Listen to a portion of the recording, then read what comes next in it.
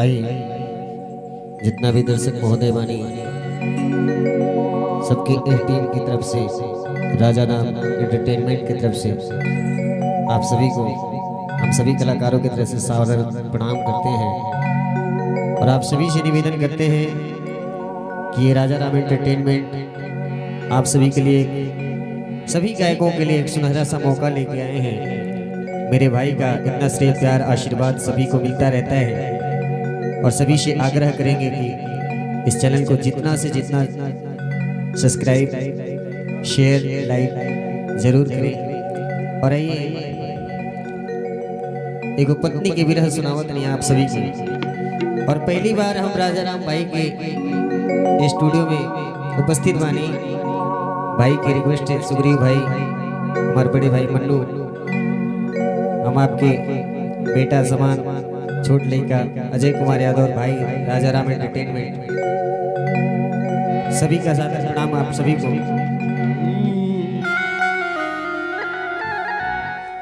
देखिए वो पत्नी के विरह व पति के उनकर सैया जी लुधियाना रहत नहीं और वो पत्नी अपना पति से वियोग में कहती है, अरे से जिया रोजी रोजी अरे डहकी जवानी सैया जी एकदम जोन कहल जाला कि विरह के वियोग हो गई बा हमरे सतनी। अरे देवरो बुझे ना परेशानी राजा जी है लुधियाना रहतनी। देखिए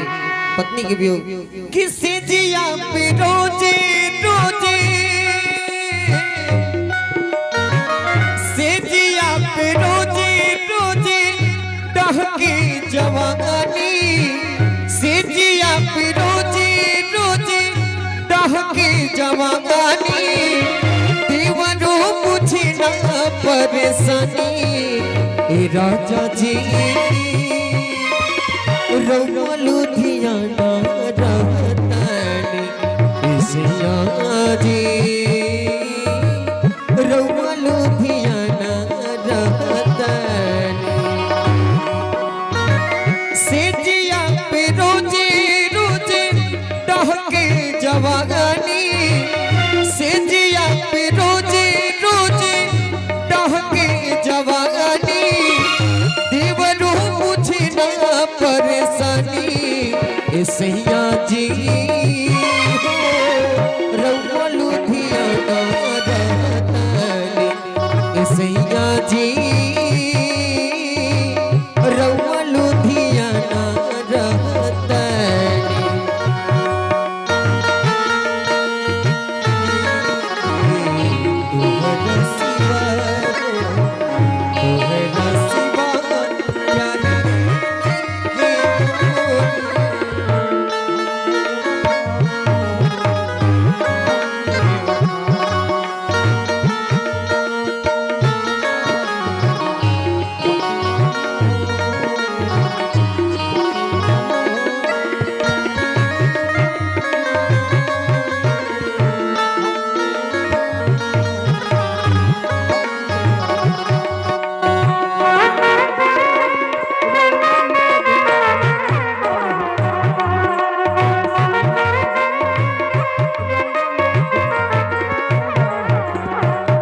देखिए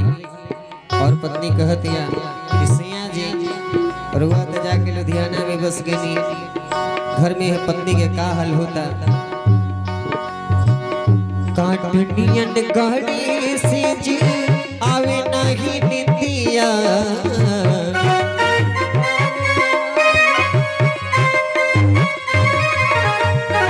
कवन शवात तोहर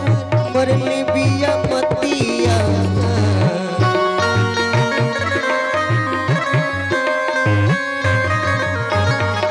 कवन शवात तोहर मरले बिया मतिया काटनियन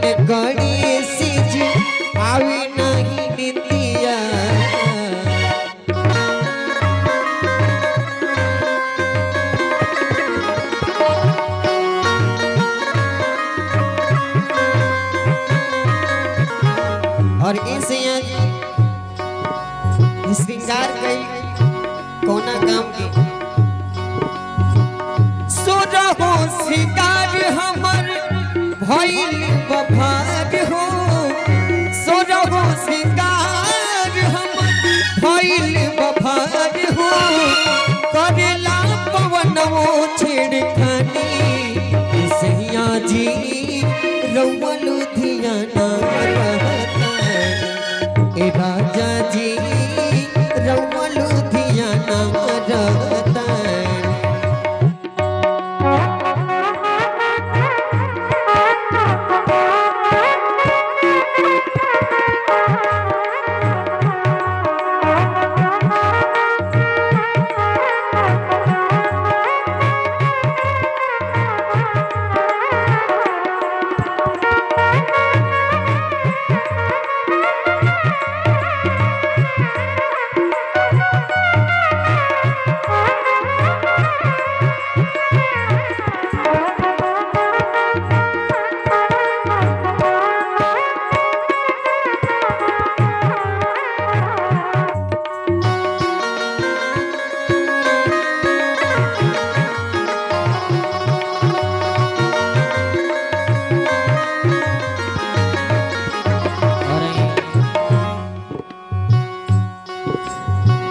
कि ज्यादा लंबा नहीं करेंगे।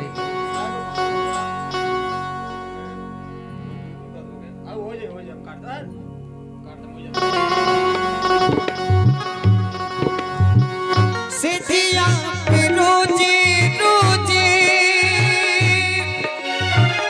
दहकी जवानी